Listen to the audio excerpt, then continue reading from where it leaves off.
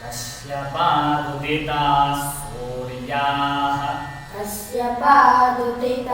सूर्याः पापान् निर्घ्नन्ति सर्वदा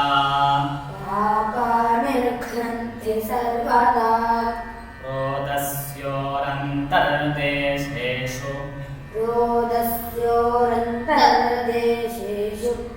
तत्र न्यस्यन्ते वासवैः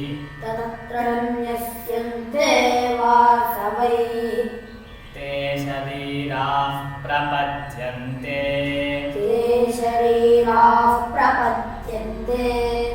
यथा पुण्यस्य कर्मणः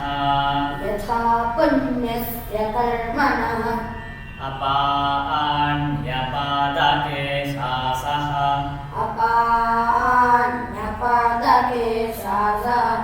तत्र ते योनिजा जनाः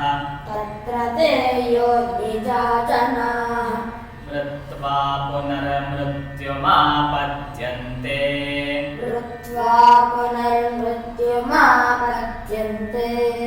अद्यमानाः स्वकर्मभिः